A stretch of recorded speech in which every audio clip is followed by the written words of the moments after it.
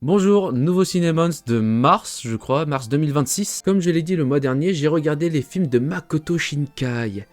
Est-ce que ce réalisateur est surcoté ou pas? Bon, je pense que le titre vous donne beaucoup d'indices. Donc j'ai regardé ces films par ordre de sortie et nous allons voir si Makoto Shinkai est vraiment surcoté ou pas. C'était vraiment la question que je me suis posée le mois dernier, du coup maintenant je vais y répondre. Bien évidemment, il n'y a pas que Makoto Shinkai, il y a d'autres films dans le lot. Il n'y a pas que Makoto Shinkai dans la vie, mais commençons par celui-ci. Le premier film de Makoto Shinkai, premier long métrage, qui est The Place Promised in Our Early Days, sorti en 2004, réalisé par Makoto Shinkai. Bon à chaque fois je vais lui dire. Dans un Japon alternatif d'après-guerre divisé en deux, le nord contrôlé par l'Union et le sud contrôlé par les États-Unis, une mystérieuse tour se dresse à l'intérieur des frontières de l'Union. Trois lycéens promettent de franchir la frontière à bord d'un avion qu'ils ont construit eux-mêmes afin de percer le secret de la tour. Et donc qu'est-ce que ça donne ce premier film de Makoto Shinkai ?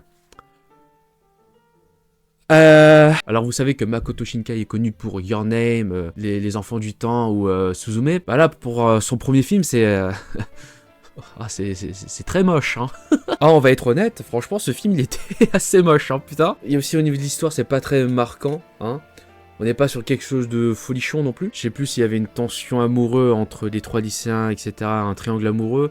Mais tout ce que j'ai retenu c'est que ça m'a pas trop marqué déjà. Par contre le truc qui m'a le plus marqué ce sont les plans, les mises en scène. Alors je sais pas si Makoto Shinkai sait ce que c'est qu'une mise en scène ou pas, mais t'as des plans où juste, par exemple, t'es dans le train, t'as les personnages qui discutent, et t'as des plans des endroits où il y a les bagages, sans vous trop voir les personnages. Et en plus le plan il dure longtemps quand même. En fait, je pense que Makoto Shinkai se disait que les mises en scène c'était pour faire beau, et qu'il n'y avait pas de signification derrière, alors que les mises en scène, il y a beaucoup de signification derrière, et c'est vraiment ça qui fait l'essence de la mise en scène. Et là on est sur quelque chose de panoramique, où c'est juste visuel, c'est photogénique. Alors les personnages c'était moche, par contre les décors c'était pas mal. Mais vraiment sur les mises en scène c'était catastrophique. C'était nul. Vraiment nul. Et du coup ce film c'était pas... Non, c'était pas ouf. Même nul, c'était nul.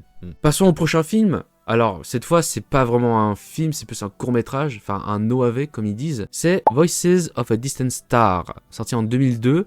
Réalisé par Makoto Shinkai, bien sûr, bien entendu. En 2046, une mystérieuse force extraterrestre entreprend l'anéantissement de l'humanité. Abandonnant l'être qu'elle aime, Mikako rejoint la bataille interstellaire en tant que pilote. Tandis que Mikako risque sa vie pour sauver l'humanité, Noboru attend. Les deux amants séparés par des mondes luttent désespérément pour rester liés alors que le fossé qui les sépare se creuse à une vitesse effrayante. Alors, cet OAV est sorti avant le premier long métrage, et donc, on va dire, est quelque chose comme sa première œuvre, dire ça, et c'était horrible, c'était horrible visuellement, l'histoire passait, mais quand même, oh putain, mes yeux, déjà au niveau de la 2D, parce que oui il y a de la 3D, on va en parler après, c'était pas ouf, et en plus l'animation n'était pas clean, donc c'était vraiment affreux. Et là tu as de la 3D avec des combats de robots. C'est sorti en 2002 quand même, mais putain, c'est dégueulasse, Je pleure tellement c'était moche, putain. Le pire dans tout ça, c'est que j'ai le manga. Attention, attends, je vais le prendre. C'est bon, je l'ai. Bam, le manga, et oui, je l'ai. Alors ce manga a été acheté avant que j'ai vu ce film, bien avant.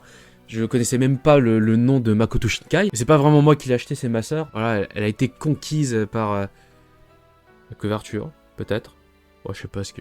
Et donc j'ai d'abord lu ce format-là avant le film, enfin le film d'OAV, et premier degré, j'avais bien aimé l'histoire, ce côté un peu distance où ils vont jamais se revoir. C'est vrai que c'est un peu brise-cœur quand même le truc. Et le tout en communiquant avec un portable, enfin par mail.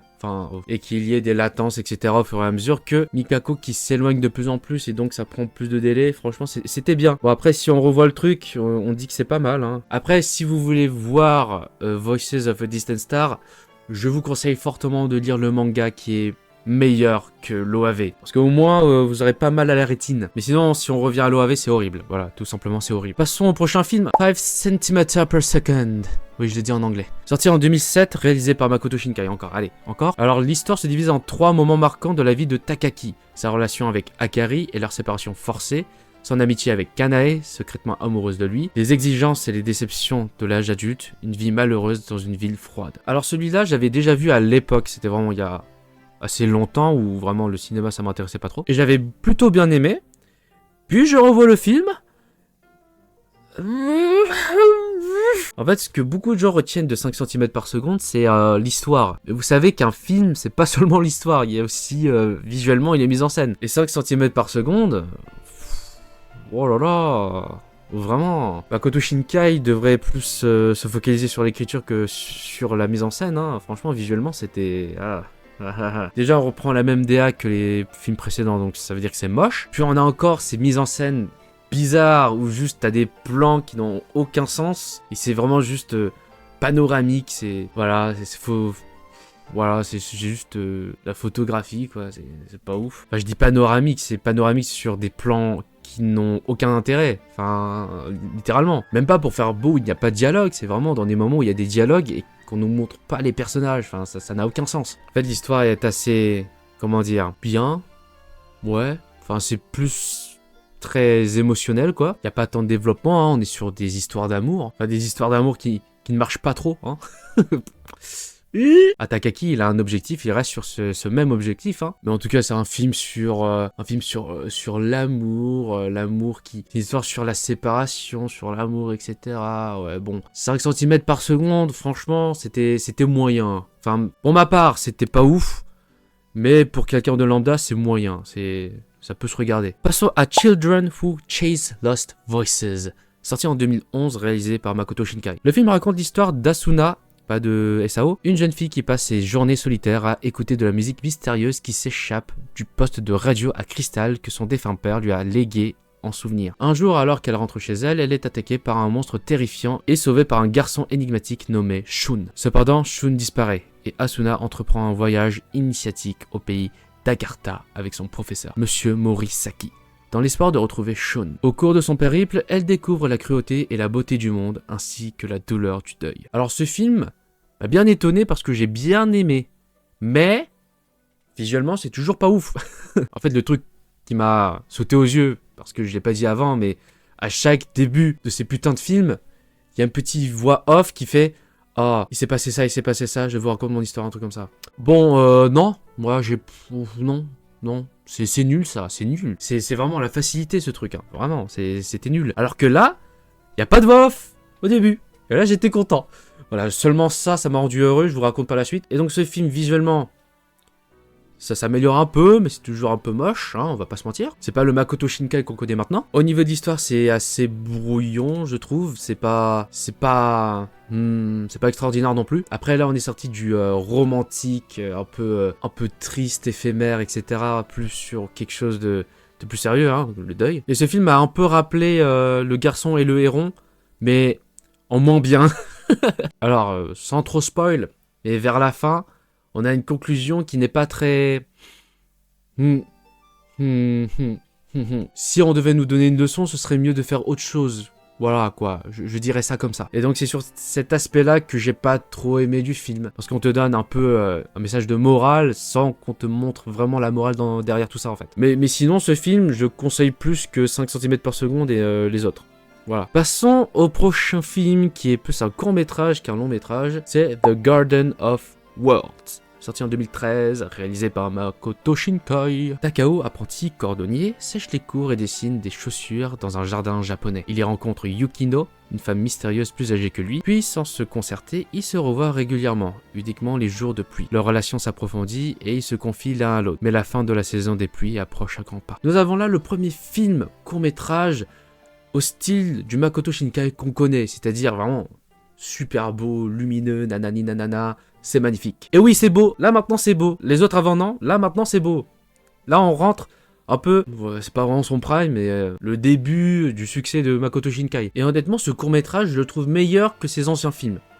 Mais vraiment bien meilleur. Alors qu'il dure moins longtemps, ça c'est fou. Mais la relation entre Takao et Yukino, franchement, c'était bien fait, c'était bien fait. Le truc que j'ai beaucoup aimé, c'est la relation entre Takao et Yukino. Franchement, j'ai très bien aimé. Faut sans que ça soit vraiment trop gnangnan. Et aussi le fait qu'ils aient une connexion particulière où t'apprends vers la fin. Ça, franchement, même si je l'avais déjà vu avant, je m'y attendais pas.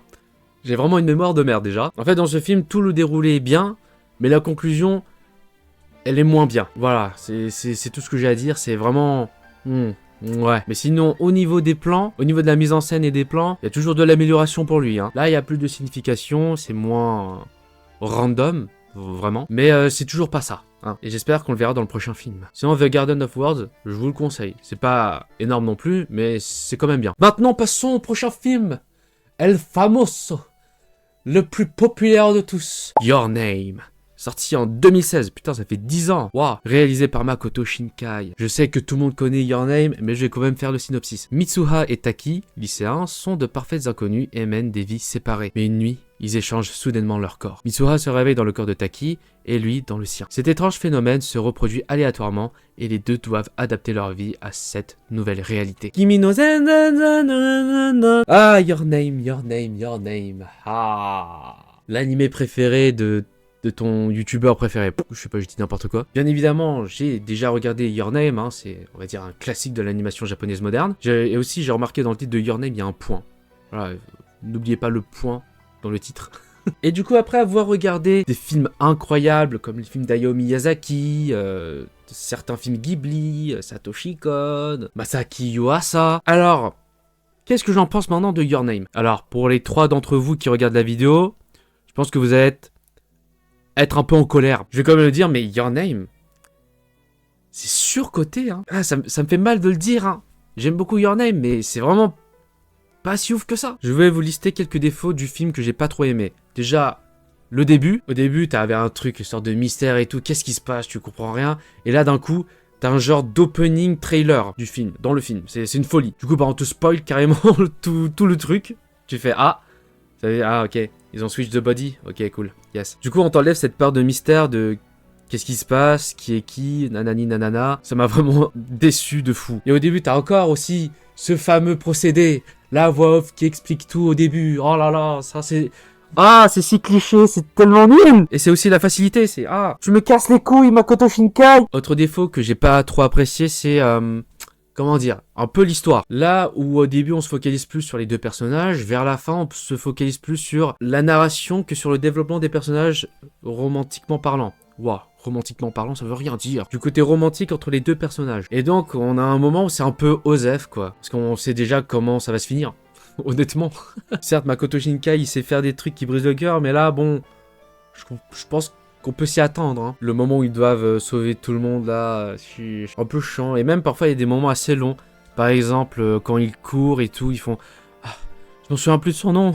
Je t'aime. Non, ça, c'était pas ouf, hein. Ah, vraiment. Au niveau des mises en scène... Bah cette fois il a compris que parfois les panoramas ça doit être juste beau et qu'il y a des significations et pas des plans bizarres chelous quoi. Enfin plans bizarres chelous genre random qui n'ont aucun sens. Et là sur ce côté-ci il s'est amélioré même si bon on n'est pas sur de très bonnes mises en scène, hein. On est sur quelque chose de classique. Voilà avant c'était random on comprenait rien. Maintenant c'est plus bah ok c'est normal. Non mais il va s'améliorer vous allez voir. Mais bon ce qui fait vraiment la qualité bah de Your Name déjà c'est le concept, le fait d'échanger les corps et tout voilà c'était vraiment innovant à cette époque-là, je crois, ce concept. Deuxièmement, sa beauté. Your Name, c'est magnifique, bien entendu, c'est beau, c'est beau. Et numéro 3, où là, c'est vraiment ce qui a fait augmenter ma note sur Letterboxd, la musique. Bien entendu, ces musiques sont iconiques. Kimi no zen zen zen nanana. Bon, je peux pas mettre les musiques parce que bah, pour droit d'auteur, mais voilà, tu regardes Your Name, les musiques sont incroyables, tout simplement. Elles sont folles. Mais ces 3 qualités ne fait pas la qualité d'un film. Du coup, c'est pour ça que je trouve que c'est surcoté. Ah ouais. Voilà. Et ça n'empêche pas d'aimer le film, hein, franchement, j'ai bien aimé. Mais ça reste quand même surcoté. Enfin, il y a vraiment meilleur comme film hein, que Your Name.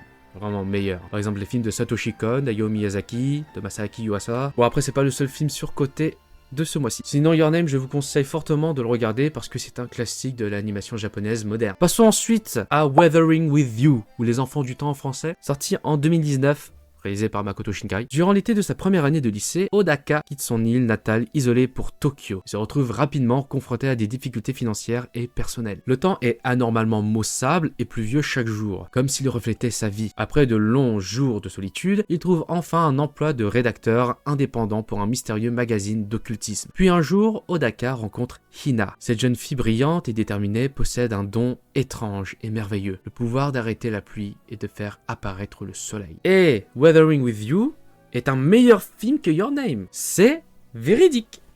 Et oui, parce que Makoto Shinkai, là, il est sur une pente ascendante, là. Il s'améliore, les mises en scène sont meilleures, l'histoire est mieux ficelée, hein, scénaristiquement parlant. Les personnages étaient très attachants et bien développés, contrairement à Your Name. J'ai pas dit, mais franchement, les personnages n'étaient pas très bien développés. On s'attache beaucoup aux personnages, vraiment, que ce soit les personnages principaux ou même les personnages secondaires.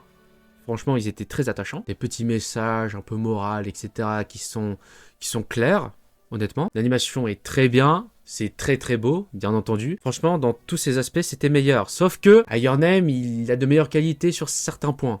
Déjà, la musique. Voilà. Enfin, je crois que c'est tout, en fait. Il n'y a pas d'opening chelou qui spoil tout au début. Mais, il y a quand même cette voix off qui t'explique un peu la situation. Du coup, bah, ça me casse les couilles. Voilà. J'ai pas aimé. C'était nul. J'aime toujours pas ces trucs, hein. C'est trop facile, en fait. Mais vraiment, Weathering With You, c'est super. Franchement, meilleur que Your Name. Et je vous le conseille de regarder. Passons au dernier film de Makoto Shinkai, sorti à ce jour. C'est Suzume, sorti en 2022. Réalisé par Makoto Shinkai. Suzume, 17 ans, a perdu sa mère lorsqu'elle était enfant. Sur le chemin de l'école, elle rencontre un jeune homme mystérieux. Mais sa curiosité déclenche une catastrophe qui met en danger toute la population japonaise. Et Suzume entreprend alors un voyage pour rétablir l'ordre. Suzume, vous voyez Your Name? Nah, c'est rien face à Suzume. Suzume, c'est un bien meilleur film que Your Name et Weathering With You. C'est son meilleur film pour l'instant. Vraiment, ce film, il était super. Pas de voix off au début qui t'explique la situation, nanani nanana, on n'est pas con. Voilà. Il y a une part de mystère au début, là ça te prend. Et même tout au long, tu comprends pas trop ce qui se passe. Pourquoi il y a un chat qui parle? Pourquoi il est transformé en chaise? Qu'est-ce qui se passe? Et même il y a des flashbacks de Suzume et tout, tu ne comprends pas trop ce qui se passe. Là c'est bien amené, c'est bien. Là Makoto Shinkai il a fait, on va arrêter avec des trucs trop classiques, là on va faire de la bonne qualité. Et ben il a bien fait ça. Il a bien fait. On a de meilleures mises en scène. Bon, visuellement, c'est toujours aussi beau. Les personnages sont attachants. L'histoire est prenante. Voilà, c'est ça qui me manquait. C'est une histoire prenante. L'animation est vachement meilleure. Ça, waouh, vraiment, qualité d'animation est vraiment mieux qu'avant. J'ai vraiment beaucoup aimé ce film. J'ai vraiment beaucoup aimé. Plus que Your Name. Et dans ce film, il y a quand même une musique iconique. Et oui, ce film a réussi à faire quelque chose que Your Name a fait. Vraiment, Suzume, c'est son meilleur film. Mais vraiment. Regardez pas Your Name. Ah non. Suzume, valeur sûre. C'est super. Je vous conseille vraiment de regarder Suzume. C'est son meilleur film à Makoto Shinkai. Et donc, c'est fini pour Makoto Shinkai. Et du coup, qu'est-ce que j'en pense? Et ben en fait, Makoto Shinkai, c'est un réalisateur assez normal. Parce que quand tu as vu avant Makoto Shinkai, Hayao Miyazaki, Satoshi Kon, vraiment des ovnis de l'animation japonaise, en fait, tu te rends pas compte que faire un début nul, c'est normal. Que Hayao Miyazaki et Satoshi Kon, leur premier film, franchement, ils sont super. Hein. Surtout Satoshi Kon, son premier film, c'est une masterclass. Mais Makoto Shinkai commence doucement. Et c'est normal, en fait. Et tu vois au fur et à mesure de ces films que, en fait, il s'améliore. Et c'est typiquement le parcours d'un réalisateur lambda, normal. Au lieu de rester sur quelque chose dans lequel il est à l'aise, lui au moins il fait des efforts pour s'améliorer. Je sais qu'il y a pas mal de haters de Makoto Shinkai, parce que bon, il y a bien meilleur, ça c'est sûr. Mais ce qui est très bien avec lui, c'est surtout son amélioration. En fait, et apprendre ses erreurs. Et il produit de meilleurs films au fur et à mesure. Et j'espère que son prochain film va être encore meilleur que Suzume. Je l'espère pour lui. Et donc, Makoto Shinkai est-il un réalisateur surcoté? Non, il est juste normal, quoi. Il n'est pas sous-coté, il n'est ni surcoté, juste c'est... Voilà. Moyen. C'est un bon réalisateur, tout simplement. Maintenant qu'on a fini avec Makoto Shinkai, eh bien, je me suis dit, tiens, partons sur un autre film surcoté. Un film dont j'ai le steelbook, bon je l'ai pas là, je l'ai dans mon appart, qui est A Silent Voice, sorti en 2016, réalisé par Naoko Yamada, qui est une femme. Voilà, à noter. Je crois que c'est la première fois que je vois un film d'animation fait par une femme. Bon, après, je fais pas trop attention, je m'en fous un peu. À noter que A Silent Voice est sorti la même année que Your Name.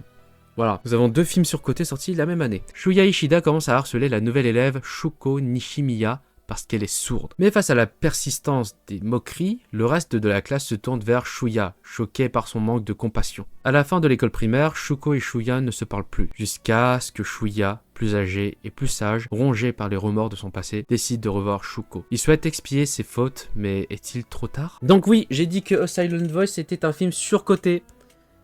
Et il est vraiment surcoté. Le film est sympathique, quoi, c'est bien, ça te prend par les émotions et tout. Mais quand tu prends l'entièreté du film, tu vois qu'il y a quand même pas mal de problèmes. Alors on va reprendre quelques arguments de personnes qui trouvent que Silent Voice est une masterclass. Hein. Déjà l'animation et graphiquement, oui, c'est très beau. Voilà, on va pas dire le contraire. Hein. Le sujet aborde le thème de l'handicap, ce qui est assez rare quand même en animation, c'est vrai. Sauf que, bah c'est vraiment sous-exploité ce côté-là. Et c'est pareil avec le thème du harcèlement, qui est vraiment mal amené. Ouais, c'est mal fait. En fait, sur le côté handicap, nous avons Shuko qui est malentendante et donc, bah, on apprend un peu le langage des signes, même si c'est pas assez exploité que ça dans le film. En fait, en visionnant le film, t'as pas vraiment cette envie d'apprendre le langage des signes. Parce que, en fait, l'histoire se focalise plus sur la romance entre Shuya et Shuko. C'est pour ça que... Ouais. Et dans le même train, le sujet de l'harcèlement aussi, c'est très mal exploité. En fait, c'est surtout que le thème du harcèlement est un sujet assez complexe. Il y a trop d'éléments, trop de facteurs dans le sujet du harcèlement que en un film, c'est assez compliqué, surtout si on te met de la romance en même temps. Si le message dans tout ça est de dire que le harcèlement c'est mal, bah je pense que c'est vraiment très mal fait, c'est très mal amené. Parce que c'est vraiment bizarre qu'il y ait une sorte de romance entre l'harceleur harcelé. Ça fait un peu syndrome de Stockholm, ça fait un... Ouais, bof, pas tout le monde est comme ça, hein. Surtout que le harcèlement, dans la vraie vie, ça a des répercussions encore pires que ça. Alors dans ce film, on est plus sur la perspective de Shuya, sauf qu'on a l'impression d'être vraiment distancé de ses pensées, de ses émotions. Et tout ça se fait sur les mises en scène et sur les plans. Parce que nous avons beaucoup de plans, on est vraiment très éloigné des personnages et donc qui fait que nous sommes tout simplement spectateurs de ce qui se passe devant nous. On voit une romance, on ne ressent pas la romance. Il y a beaucoup de plans larges, très panoramiques qui fait juste beau quoi, et donc ça rajoute beaucoup de distance entre nous et les personnages. En parlant de personnages, vraiment les personnages sont sous-exploités de malade, surtout les personnages secondaires. Vous voyez le pote de Shuya, normalement il devrait être un facteur vraiment essentiel à son développement, sauf qu'il est vraiment sous-exploité. Où là c'était vraiment une clé pour qu'il soit plus libéré, enfin plus confiant pour Shuya. Et ben son pote... mis à part une sortie une fois, voilà quoi, c'est tout. L'amitié se fait très rapidement, je pense, même si vraiment il a plus confiance en personne. T'as l'autre meuf, là, celle qui continue à être bloquée dans le passé, là, qui était un personnage assez intéressant, sauf que, bah, comme l'autre personnage, bah, sous-exploité, hein, honnêtement. C'est pareil pour la meuf à lunettes et son copain, qui, honnêtement, la meuf à lunettes, ouah, je la déteste. Je la déteste. Oh, l'hypocrisie. Oh là là là là là là. Oh, comment elle est hypocrite, celle-là. Oh. Tout le monde dit que la meuf qui reste bloquée dans le passé et tout, elle est détestable. Oh, elle, c'est pire. Moi, je trouve qu'elle est pire qu'elle. Hein. D'un côté où tu vois, franchement, qu'elle aime pas l'autre, et l'autre qui est témoin de tout ce qui se passe et qui ne fait rien. Moi, je trouve ça pire. En plus, qui fait rien et aussi qui dit qu'elle est innocente. Oh là là. Oh, fou. Ah, elle, c'était vraiment le pire personnage. Enfin, que j'ai pas aimé, hein. Sinon, au niveau niveau écriture, elle est sous-exploitée aussi. Et c'est pareil pour l'autre fille là qui voulait apprendre la langue des signes en primaire et tout là pour Shuko. Sous-exploité. En fait, tous les personnages sont sous-exploités. Vraiment, ce film se focalise que sur la romance. Et vraiment, quand les gens disent que le thème de l'harcèlement et tout, franchement, c'est abordé, etc. Mais c'est mal fait, c'est mal fait. Mais vraiment, tout ce que les gens retiennent, c'est le harcèlement, le fait que Shuko soit sourde, et cette fameuse scène que tout le monde a en tête quand il y a eu les feux d'artifice. Mais après le reste... il y a aussi la scène où il y a à la fin où Shuya, il devient plus confiant et tout. Voilà, c'est tout. C'est tout. Le reste... c'est pas ouf. C'est pas ouf. Vous pensez que ça parle de sujets graves et tout, etc. Non, ça se focalise que sur la romance. C'est rose bonbon, tout va bien, etc. Oui, c'est cool, ok. Mais les sujets abordés sont pas approfondis et c'est mal fait. Ouais, Silent Voice, c'est surcoté. Mais c'est quand même un bon film, hein. Allez le regarder, c'est bien. Et comme dernier film, nous avons Perfect Blue, sorti en 1997, réalisé par Satoshi Kon. Mima, étoile montante de la pop, abandonne la chanson pour se consacrer à l'acting. Après avoir décroché un rôle dans une série policière à succès, ses agents et collaborateurs commencent à être retrouvés assassinés. Rongé par la culpabilité et hanté par des visions de son ancienne vie, Mima sombre dans une paranoïa débridée où réalité et fantasme se confondent. Alors pour Perfect Blue, je vais faire un truc spécial, parce que déjà, je l'ai vu avec quelqu'un d'autre. Et oui. Et je vais pas donner mon avis parce que je suis un putain de fan de Satoshi Kon, donc mon avis va être biaisé de malade. Et c'est pour ça que j'ai demandé l'avis à Nelly de son visionnage du film. Parce que lui au moins ne sera pas biaisé.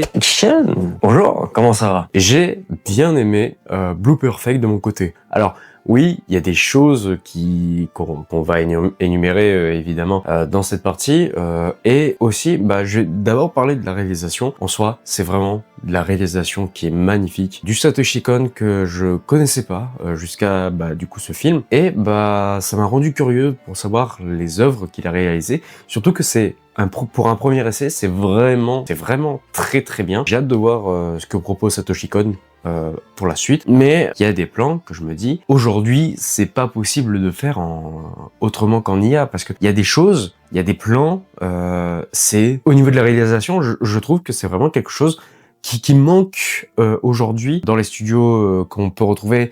Je pense, d'un côté, on peut retrouver chez Ufotable, mais il y a aussi de l'utilisation de la 3D dans les décors, ou même Mappa qui, eux, on va dire, s'en sortent un peu mieux là-dessus. Et vraiment que les studios Ghibli en ce moment qui me rappellent ces moments de réalisation, que Satoshi Kon a réussi à les ancrer, et vraiment, non, c'est quelque chose d'intéressant là-dessus. Par contre, et là je vais revenir là-dessus, il y a une scène, et ça va me confirmer avec ce qu'a dit Satoshi Kon en interview. Il y a une scène, je peux pas la décrire, je peux pas la raconter, mais il y a une scène qui est vraiment trop posée. Alors, c'est normal, c'est dans la réalisation, c'est dans le but de décrire le problème que peut avoir les idoles dans ce monde, dans ce milieu, mais l'exposer de façon trop longtemps, c'est peut-être pas ce qu'il fallait faire. Alors, à la limite, faire une ellipse en montrant d'abord la première scène, même pas juste 1 minute, ça suffit amplement. Faire une ellipse en comprenant que ça a duré plusieurs prises, c'est